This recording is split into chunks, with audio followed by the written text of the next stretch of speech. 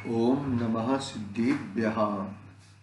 नमो अरिहन्ताणं, नमो सिद्धाणं, नमो ऐर्याणं, नमो वज्रायाणं, नमो लोहि सर्वसाहुणं। मंगलम भगवान वीरो, मंगलम गौतमो गणी, मंगलम कुंद कुंदार्यो, जैन धर्मोस्तु मंगलम। सर्वमंगल्य मंगल्यम सर्वकल्याणकारकम, प्रधानम सर्वधर्माणां जैनम जयतु शासनम, जैनम जयतु शासनम, जैनम जयतु शासनम। नमः श्रीवर्धमानाय निर्दोत्मकलिलात्मने, सालोकानं त्रिलोकानं यद्विद्यादर्पणयति। चेतिले चेतन, चेत्या विना किम चालसी।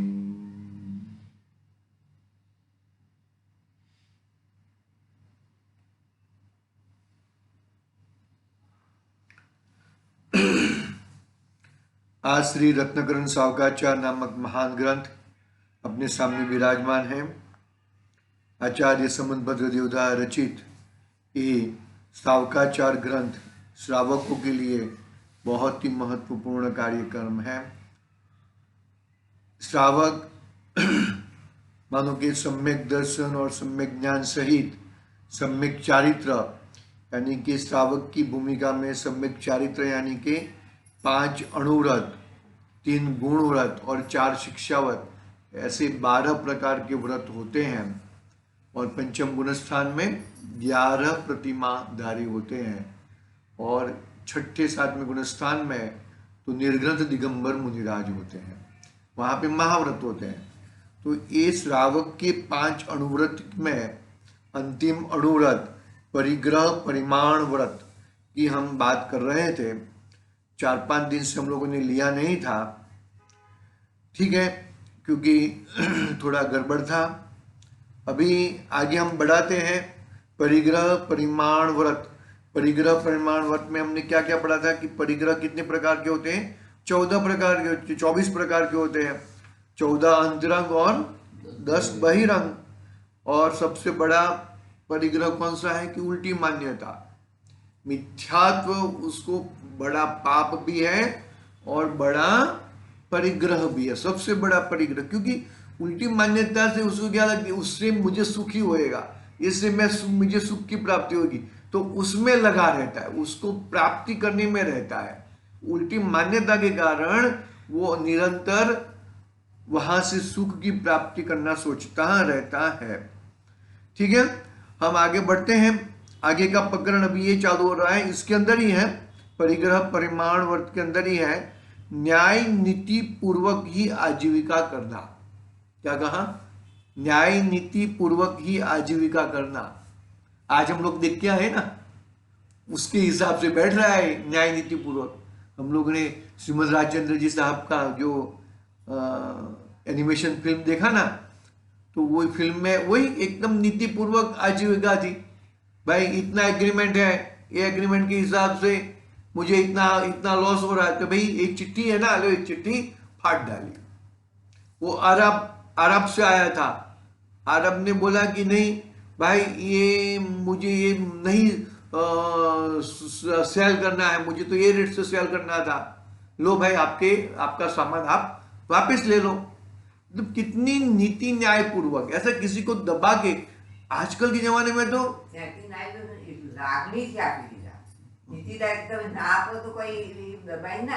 नहीं, मतलब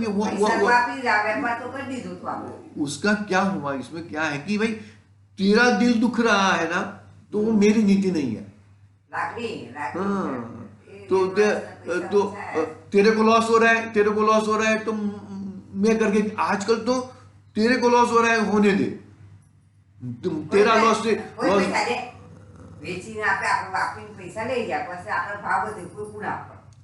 ना पे तो मतलब પેલી ખરાબ તો લાગણી થઈ હતી તો પૈસા ઓછા આવ્યા.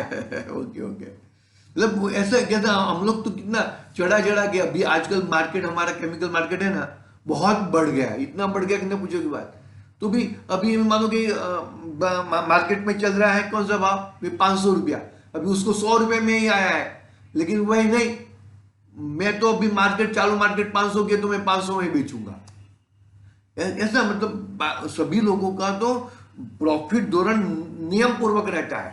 ये क्यों मार्केट बढ़ जाती है, मार्केट कम क्यों हो जाती है, वो न्याय नीति पूर्वक नहीं करते. सब लोग मिल जाते हैं, सब लोग 25-50 क्लाइंट है ना, सब लोग मिल जाते हैं और वो लोग निकालते हैं कि भाई चलो अपना आज का रेट 500 रुपया कर दो. लेकिन जिसको चाहिए इतना ले गया, जिसको नहीं चाहिए वो नहीं लेके जाएगा, और फिर वापस 500 में जितना बिक गया इतना बिक गया, वापस धीरे धीरे धीरे कम करते जाएंगे. ऐसा होता ही है, और ये वो न्याय नीति पूर्वक का आजीविका नहीं है. ऐसा मतलब तुम आजीविका कितना रुपया उठेगा तो हाँ वही लिमिटेड रहना चाहिए ना. अपना इतना लिमिटेशन होना चाहिए कि कितने हम, अरे कोई भी लिमिट नहीं है. कोई इसके लिए तुम परिग्रह के अंदर लिया ना. परिग्रह के अंदर लेने का मतलब क्या हुआ कि भाई तुमको कितना, वो दिन भी हमने एक बात कही थी. कौन सी बात कही थी कि भाई एक राजा ने ठराव पास किया कि जितना सूर्योदय से सूर्यास्त तक जितना दौड़ेगा राउंड में या स्क्वायर में जितना दौड़ेगा उतनी जमीन उसकी. तो मतलब वो संतोष नहीं है, वो दौड़ता ही रहा, खाना नहीं पिया नहीं कुछ भी नहीं, और फिर वो शाम होने से पहले वो वहां पे वो स्क्वायर पूरा कर रहा है, राउंड पूरा कर रहा है, उसके पहले ही खत्म हो गया. तो कुछ आया नहीं और वो अपना प्राण गंवा दिया. ऐसे ही देखो ना हर चीज में. अरे परिग्रह में तो 5 उदाहरण दिए हैं, 5 उदाहरण, मतलब वो 5 उदाहरण अपने लिए है. मनुष्य सबसे बड़ा ज्यादा परिग्रही है. मुझे बताओ, भैंस को यानी कि गाय भैंस बड़द है, उनको सुबह में मिला, शाम का कोई चिंता है क्या? शाम को मिला, सुबह की कोई चिंता है क्या? मनुष्य को ही परिग्रह ज्यादा है. और दूसरी बात क्या है कि अंदर में परिग्रह कितना है. अंदर का परिग्रह बहुत खतरनाक है. बाहर की परिग्रह से वो परिग्रह नहीं कहा, लेकिन उसमें ममत्व भाव, उसमें भोगुत्व भाव, इसको मैं भोग लू, उसको ये ममता कर लू, उसमें एकत्व कर लू, ये बहुत बड़ा परिग्रह है. अंदर का ममत्व भाव जो है ना, 4 बुद्धि के एकत्व, ममत्व, कर्तृत्व और भोगुत्व, ये 4 बुद्धि परिग्रह की ओर लेके जाती है. जितना तुम करो उतना कम ही कम है. देखो, न्याय नीति पूर्वक आजीविका करना, यहां ऐसा विशेष जानना कि यद्यपि परिग्रह तो सभी त्यागने योग्य है. क्या कहा? यद्यपि परिग्रह तो सभी त्यागने योग्य है, परंतु जो गृहस्थपने में रहकर धर्म सेवन करना चाहता है उसे तो अपने पुण्य के उदय से अनुकूल परिग्रह रखना ही चाहिए. यदि गृहस्थ के आवश्यक परिग्रह नहीं होगा तो काल दुकाल में, रोग वियोग में, ब्याह में, मरण में परिणाम ठिकाने स्थिर नहीं रह पाएंगे. मतलब इतना लिमिटेड तो चाहिए. मुनिराज को परिग्रह अपरिग्रह ही कहा और श्रावक को परिग्रह परिमाण कहा कि भाई लिमिटेड परिग्रह उनको चाहिए. ऐसा करके देखो, नहीं तो वो स्थिर नहीं रह पाएगा. उसकी मान कि अभी प्रॉब्लम हो जाएगा, उसको टेंशन होते रहेगा. ऐसा है. हाँ, परिग्रह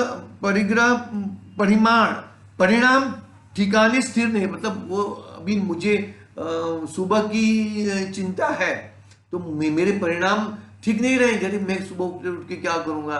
मानो कि किसके पास नौकरी नहीं है, नौकरी मानो कि 5 साल से नौकरी कर रहा था और कोरोना काल में भाई अभी बहुत ज्यादा है, काम नहीं है, आपको छुट्टी दे देते हैं, तो उसको टेंशन आ जाता है.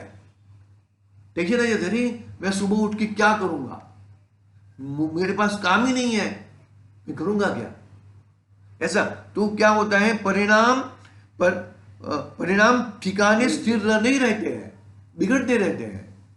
मैं सुबह उठ के क्या करूंगा, मेरा क्या होएगा? ऐसा परिणाम बिगड़ जाएंगे, इसलिए धर्म परिणामों की रक्षा के लिए गृहस्थ परिग्रह का संचय करता है। गृहस्थ परिग्रह का संचय करता है, यानी कि मिनिमम जितना चाहिए इतना, इससे ज्यादा भी नहीं। ज्यादा करेगा तो भी तकलीफ, कम करेगा तो भी तकलीफ, मतलब लिमिटेड चाहिए। जितना अपना जीवन निर्वाह चलता है, आजीविका अपनी चलती है। देखो, आजीविका का उपाय न्याय मार्ग से ही करना चाहिए। साधु तो परिग्रह थोड़ा सा भी रखते तो दोनों लोकों में भ्रष्ट हो जाते हैं। साधु तो इतना भी परिग्रह नहीं रखते। साधु तो यदि इतना भी परिग्रह रखे तो दोनों लोकों में है भ्रष्ट हो जाते हैं, आलोक में और परलोक में। देखो, गृहस्थ परिग्रह न रखे तो भ्रष्ट हो जाता है। गृहस्थ को परिग्रह चाहिए। गृहस्थाचार में रहते हुए तो थोड़ा व अधिक आवश्यकता अनुसार परिग्रह के बिना परिणामों में समता नहीं रहती। समता नहीं रहती, कहते हैं ना भाई, नहीं सब चाहिए, बरोबर व्यवस्थित चाहिए, ठीक ठाक चाहिए, बाकी कुछ गड़बड़ हो जाएगी ऐसा। यदि आजीविका नहीं हो तो निराधार के परिणाम धर्म जीवन में ठहर नहीं सकेंगे। आजीविका नहीं रहेगी, पैसा कमाने का साधन नहीं रहेगा, वो नहीं रहेगा, तो उसके परिणाम बिगड़ जाएंगे। परिणाम में तीव्र आर्ति संक्लिष्टता नहीं मिटेगी। तीव्र आर्त ध्यान और संक्लिष्टता नहीं मिटेगी। निरंतर आर्त ध्यान और आर्त ध्यान में ही रहेगा। देखो आगे क्या कहते हैं, भोजन पान मिलने योग्य आजीविका की स्थिरता के बिना स्वाध्याय में, पूजन में, शुभ कार्यों में परिणाम स्थिर नहीं हो सकते। क्यों भाई, वो अभी अब 12 बजे के सुबह का नाश्ता नहीं रखेंगे, चलेगा ना? नहीं भाई, सुबह का नाश्ता भी चाहिए, दोपहर का खाना भी चाहिए और शाम को चौविहार भी चाहिए। सब सब सब चाहिए, नहीं तो वो ये प्रवचन में बैठने का मन नहीं करेगा। और फिर सूर्यास्त हो गया, बाद में संतोष हो जाता है। देखो, हम लोग दिन का कितना घंटा रहता है, इतने घंटे में हम 3 बार खाते हैं, और रात के भी 12 घंटे होते हैं, तो 12 घंटे में हम कुछ भी नहीं खाते हैं। वहां पे संतोष हो गया, वहां पे मर्यादा ला दिया कि भाई रात्रि भोजन, रात को सो भी जाते हैं 8 घंटा 7 घंटा, जो भी अपने अपने हिसाब से, लेकिन वो रात में कुछ भी नहीं खाते और दिन में 3-4 बार खा लेते हैं। सुने तो क्या होता है, भोजन पान मिलने योग्य आजीविका का स्थिरता के बिना स्वाध्याय में भी मन नहीं लगेगा। पेट में खट्टा रहेगा तो प्रभु का नाम कैसे लेगा? स्वाध्याय में, पूजन में, शुभ कार्यों में परिणाम स्थिर नहीं हो सकते। आकुलता होने से संक्लेश भाव बढ़ता जाएगा। आकुलता होने से संक्लेश भाव बढ़ता जाएगा। संतोष नहीं हो पाएगा। रोग आने पर, वृद्धवस्था आने पर, इष्ट का वियोग होने पर, अन्न वस्त्र के आधार बिना अपने परिणाम किसी भी देश में, किसी भी काल में स्थिर नहीं रहेंगे। क्या क्या कहा? रोग आ जाएगा, वृद्धत्व आ जाएगा, इष्ट का वियोग हो जाएगा, अन्न वस्त्र के आधार के बिना कौन से भी देश का आदमी रहने दो, उसको रोटी, कपड़ा और मकान तो 3 तो चाहिए और चाहिए। लेकिन उसमें परिणाम लाओ, परिमाण करो। परिमाण यानी कि मुझे इतना ही चाहिए, इससे ज्यादा मुझे जरूरत नहीं है, कुछ फायदा नहीं है, ज्यादा बढ़ा के भी फायदा नहीं है, और जितना मिनिमम चाहिए इतना रखो। देखो, वृद्धावस्था ने हाँ देह की रक्षा भी आजीविका के बिना नहीं हो सकती है। शरीर की रक्षा भी नहीं हो सकती। देह बिना अणुव्रत, शील, संयम किससे होएंगे? देह होएगा तो ही ये 5 अणुव्रत चाहिए, शील चाहिए, संयम की रक्षा होएगी। ऐसा जीव हो तो आप करिए कि नहीं, देह क्या कहा? देखो, देह के बिना, मानो कि देह बरोबर रहेगा तो ही हम ये 5 शरीर, देह यानी कि शरीर के बिना हम अणुव्रत, शील व्रत और संयम किससे करेंगे? संयम पालन करना भी वो देह है तो ही संयम। देखो, पंचम गति, जीवने कोई जोतू नहीं, हम नहीं। देखो, जीव 3 गति के भी जीव है, तो 3 गति वाला संयम धारण नहीं कर सकता, पंचम गति से आगे नहीं जा सकता। जीव तो है, शरीर भी है, सब कुछ है, लेकिन ये मनुष्य गति का ही कर सकता है संयम धारण, और कोई कर देव गति का भी नहीं कर सकता। तिरंज गति का नरक में तो ऐसी फैसिलिटी है ही नहीं। तो क्या कहा यहां पर, देह के बिना अणुव्रत शील संयम किससे होएगा? इसलिए अपने पुण्य की अनुकूलता, उद्यम, सामर्थ्य, सहायक साधन आदि देश काल के योग्य विचार करके न्याय मार्ग से आजीविका करते हुए धर्म सेवन करना चाहिए। मतलब देखो, ज्यादा टेंशन रहेगा ना तो अपना स्वाध्याय में भी ध्यान नहीं रहेगा, पूजन में भी ध्यान नहीं रहेगा, अभिषेक में भी ध्यान नहीं रहेगा, अरे खाने में भी ध्यान नहीं रहेगा, खाने के लिए फटाफट कर, अरे खाने का समय नहीं है मेरे पास, ये ऐसा भी होता है। खाने के वो मैं पहले जब शुरू में था ना मेरा, तो एक बार जाना हुआ था यहाँ पर अपने भाई के यहाँ पे, तो वो मैं खाने के साथ में फोन लेके बैठे थे। वो खाना खाने का था, 2 या 3 रोटी खाने की थी, और 2-3 रोटी खाने में ही 5-6 फोन आ गए। वो पहले तो मोबाइल नहीं था ना, पहले तो कोडलेस फोन थे। मतलब मैंने कहा ये ऐसा जीवन होता है क्या? तो वो टाइम तो अपने को कुछ मालूम ही नहीं था, बहुत छोटे थे, शुरू में बिजनेस करना। कहने का भावार्थ ऐसा है कि हमको ठीक से खाना भी नहीं खा सकते, आकुलता में। निराकुल रहेगा, आकुलता कम रहेगी तो हर चीज अच्छा कार्य होता है। आकुलता में, क्रोध में, मान चढ़ जाएगा ना तो खाना नवाला अंतर नहीं उतरेगा, ऐसा होता है। देखते हैं हम ये सब परिचित हैं हम ये सब बातों से, इसमें कोई बड़ी बात नहीं है।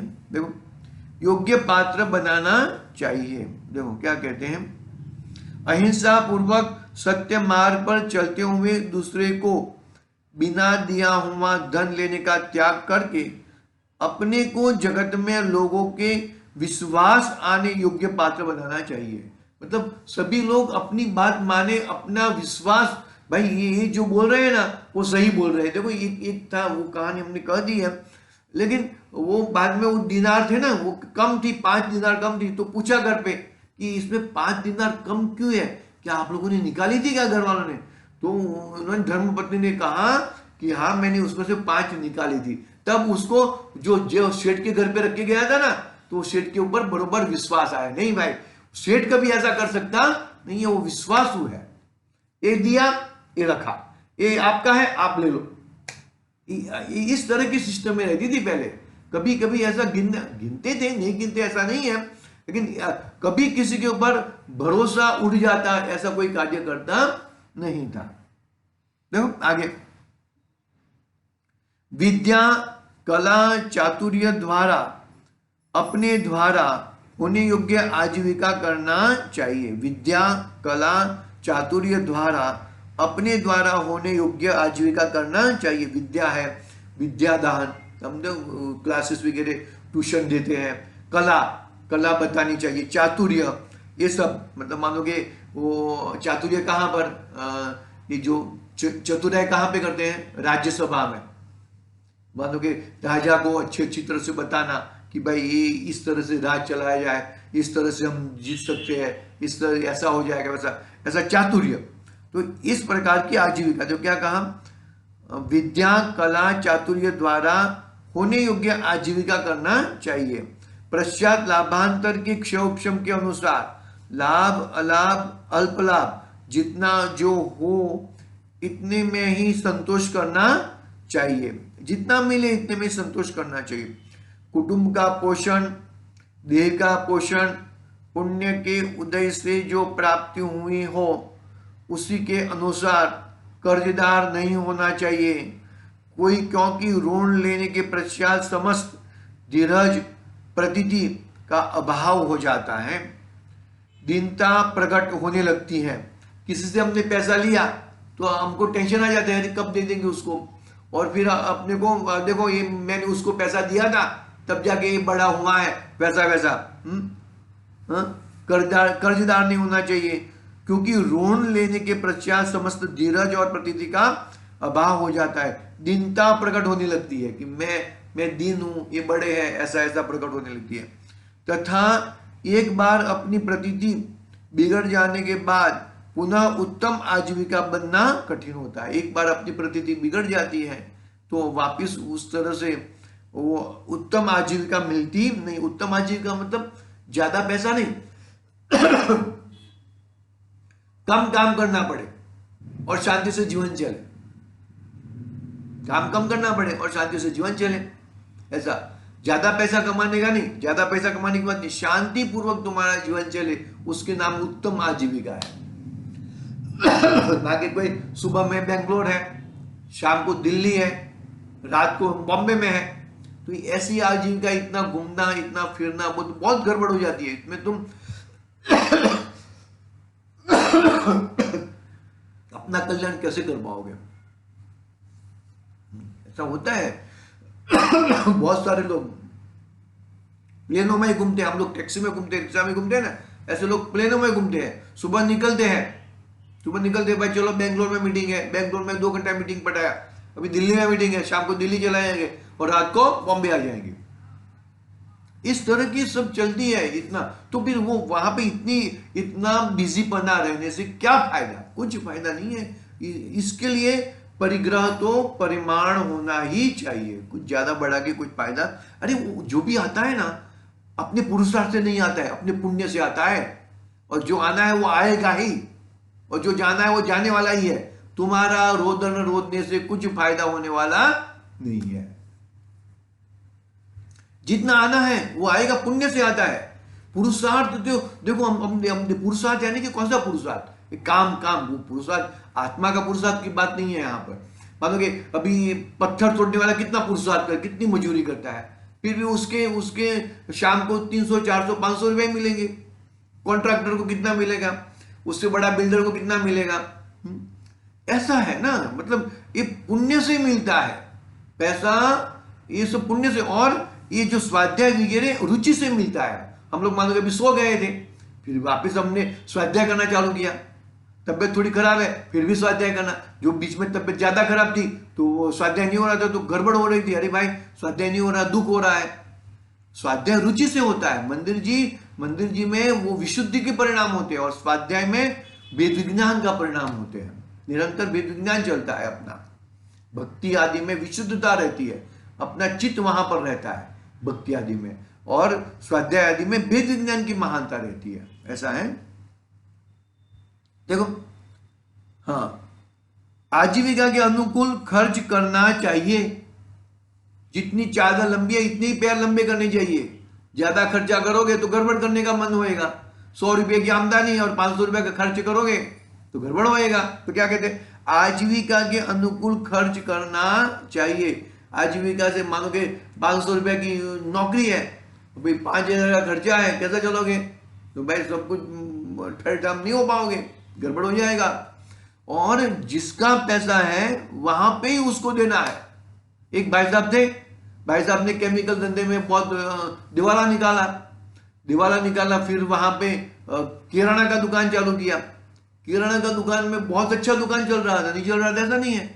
लेकिन भाई अभी तुम मानो कि तुमने आज 5000 का वकरा किया, तो 5000 तुम्हारे मालिक के नहीं है, तुम्हारी मालिक मानो कि 5000 में से 500 रुपया मुनाफा हुआ, वो तुम्हारी मालिकी है। बाकी 4500 रुपया तो तुमको सामने से जो माल लाए हैं उनको देना पड़ेगा।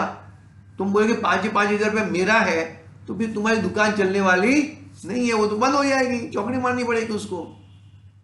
तुम वो मुनाफा के मालिक हो, 5000 के मालिक नहीं हो। 5000 का 4500 रुपये सामने उसको पे करना पड़ेगा। उसको पे करोगे तो क्या हुआ? आजीविका के अनुकूल खर्च करना चाहिए। जितनी आजीविका है, आजीविका के से ज्यादा खर्च करना नहीं चाहिए। देखो, पुण्यवानों को देखकर, देखो क्या कहते हैं यहाँ पे, सुनो यहाँ पे सुनो। पुण्यवानों को देखकर, पुण्यवान जो पैसे वाले रहते हैं ना, पुण्यवानों को देखकर अधिक खर्च करोगे तो यश, धर्म, नीति तीनों ही नष्ट हो जाएंगे। पुण्यवान जो है ना, जिसको पुण्य से पैसे आते हैं ना, वो खर्च करते हैं अच्छी तरह से, बरोबर है। और खर्च करके वो, और उसकी तरह हम भी खर्च करने लगेंगे तो हमको ज्यादा कमाना पड़ेगा, ज्यादा झूठ बोलना पड़ेगा, चोरी करनी पड़ेगी, वो सब बहुत सारी गड़बड़ हो जाएगी। आई बात समझ में? पान खा के गाल लाल रखो बरोबर ठीक है, लेकिन तमाचा मार के गाल लाल रखना अच्छी बात नहीं, वो तुम्हारा गाल को या दांत टूट जाएगा। उदाहरण है, पान तो नहीं खाना चाहिए, वो बात नहीं है यहाँ पर ऐसा, समझ आए। देखो आजीविका के अनुकूल खर्च करना चाहिए, पुण्यवानों को देखकर अधिक खर्च करोगे तो यश, धर्म, नीति तीनों ही नष्ट हो जाएंगे। धर्म भी नष्ट हो जाएगा, यश भी नष्ट हो जाएगा और नीति भी नष्ट हो जाएगी। अन्य पुण्यवानों का खर्च देखकर बराबरी करोगे तो दरिद्री होकर दोनों लोगों से भ्रष्ट हो जाओगे। दूसरे का देखकर अपने को नहीं देखने का, मुझे मेरी जेब में कितना पैसा है वो देख के अपने को खर्च करने का। आई बात समझ में? कितनी मतलब अपनी रेगुलर जीवन भी कितना अच्छी तरह से बताते हैं सदासुदास जी। देखो अन्य पुण्यवानों को खर्च देखकर बराबरी करोगे तो दरिद्री हो जाओगे, होकर दोनों लोगों में भ्रष्ट हो जाओगे। यदि यह जानते हो कि हमारी बड़ी इज्जत है, हमारे पूर्वज बड़े बड़े कार्य किए हैं, अब खर्च हम कैसे कम कर दे। यदि हम खर्च कम करेंगे तो हमारा समस्त बड़ापन बिगड़ जाएगा। ऐसी बुद्धि मत करो भाई, ऐसी बुद्धि हमारे पूर्वज ने माने बरोबर। अरे चक्रवर्ती महाराज होते हैं, चक्रवर्ती महाराज सुनना जो अच्छी तरह से, नींद उड़ जाएगी। चक्रवर्ती महाराज मानो कि दीक्षा ले ली तो उनके पौत्र होते हैं वो भी दीक्षा ले लेते हैं, उनके पुत्र। लेकिन बोलते कि पुत्र का पुत्र के पास घोड़ा नहीं रहता है, चलाने के लिए घोड़ा नहीं रहता है उसके पास, उसको उधारी से घोड़ा लाके चलाना पड़ता है, इतना पुण्यहीन हो जाता है। आप समझो कहने का भाव क्या होता है कि देखो आजकल देखेंगे ना हम लोग, बड़े बड़े लोगों के बेटे हैं ना, कुछ कमाते नहीं है। हमको देखने में आता है ऐसा कोई ऐसा 10% में ऐसा होएगा कि कमाते होंगे, लेकिन ऐसे बहुत सारे हाँ ठीक है ना बेटा है अपनी गद्दी पे बैठ जाएगा। अरे गद्दी के बिठाने के लायक तो पहले करो, ऐसे गद्दी मत दे दो किसी को, गद्दी के बिठाने लायक करो पहले। हाँ नहीं तो वो जो है वो बच्चा कुचरा किया है वो भी स्वाहा हो जाएगा। कहा है ना, देखो जो तुम्हारा सुपुत्र है तो सुपुत्र के लिए धन कमाने की जरूरत नहीं, वो तो कमा लेगा। और कुपुत्र होएगा तो कुपुत्र के लिए भी धन कमाने की जरूरत नहीं है।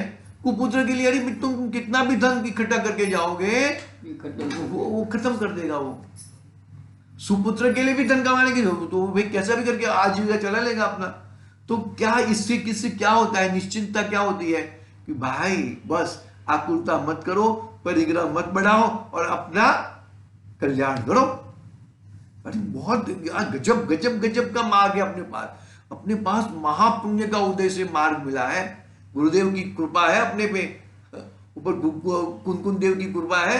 ये सब अपने फैमिलियर है, ये जो सब दिख रहे हैं ना वो सब फैमिलियर है, हमारे कौन है फैमिली मेंबर है ये सब। कुन आचार्य देव, गुरुदेव, श्रीमद राजचंद्र जी, श्री बहन, ये सब हमारे फैमिली मेंबर है। क्योंकि वो क्यों फैमिली मेंबर, आप इनसे हम नाता जोड़ेंगे तो हमारा काम होएगा, कल्याण होएगा। बस समझ में क्या कहा, देखो बहुत जबरदस्त निकलता है इसमें। देखो आजीविका के अनुकूल खर्च करना चाहिए, पुण्यवानों को देखकर अधिक खर्च करोगे तो यश, धर्म, नीति तीनों ही नष्ट हो जाएंगे। अन्य पुण्यवानों का खर्च देखकर बराबरी करोगे तो दरिद्री होकर दोनों लोगों से भ्रष्ट हो जाओगे। यदि यह जानते हो कि बराबरी हमारी बड़ी इज्जत है, हमारे पूर्वज बड़े बड़े कार्य किए हैं, अब हम खर्च कम कैसे कर दें। यदि हम खर्च कम करेंगे तो हमारा समस्त बड़प्पन बिगड़ जाएगा। ऐसी बुद्धि, यदि पुण्य अस्त हो गया तब बड़प्पन कहाँ रहेगा। तुम्हारा पुण्य अस्त हो गया, पुण्य कम हो गया तो तुम्हारा बड़प्पन रहने वाला नहीं है। कोई ना कोई तुम्हारा पैर खींचेगा ही, आई बात हो गया, कोई ना कोई पैर खींचेगा ही, बड़प्पन बिगड़ जाएगा। बड़प्पन कहाँ रहेगा। बड़प्पन तो देखो, बड़प्पन की बात बताई, बड़प्पन तो सत्य से, संतोष से, शील से, विनय से, दीनता रहित होने से, इंद्रियों के विषय की चाह घटाने से, इनसे ही दोनों लोकों में उज्ज्वलता होती है। क्या हुआ? अपना बड़प्पन किसमें है? देखो किसमें है? एक तो सत्य, संतोष, शील, विनय, दीनता, इंद्रियों के विषय की चाह घटाने से, इनसे ही दोनों लोकों में उज्ज्वलता होती है। उध्वलोक और मध्यलोक, अधोलोक में तो गड़बड़ ही गड़बड़ है। 3 लोग है ना? कौन से 3 लोग हैं? उद्योलोक, मध्यलोक और अधोलोक। अधोलोक में तो गड़बड़ ही गड़बड़ है, वहां पे तो नरक गति के जीव है, वहां पे तो क्या बात करना, वहां पे कौन बड़प्पन कौन छोटापन, सबको सबका मारा मारी कापा कापी है। मध्यलोक में और उद्वलोक में यानी कि स्वर्ग लोक में तुम्हारा बड़प्पन रहेगा। कौन कौन सी बातों से? सत्य से, संतोष से, शील से, विनय से, दीनता रहित होने से, इंद्रियों के विषय की चाह घटाने से, इनसे ही दोनों लोकों में उज्ज्वलता होती है। बाकी अन्यथा और किधर उज्ज्वलता होती नहीं है। समय हुआ है अपना। ये पैराग्राफ, आगे का पैराग्राफ हम कल पढ़ेंगे। बहुत ही अच्छा विषय है, शांति से पढ़ेंगे। सजानंदी शुद्ध स्वरूप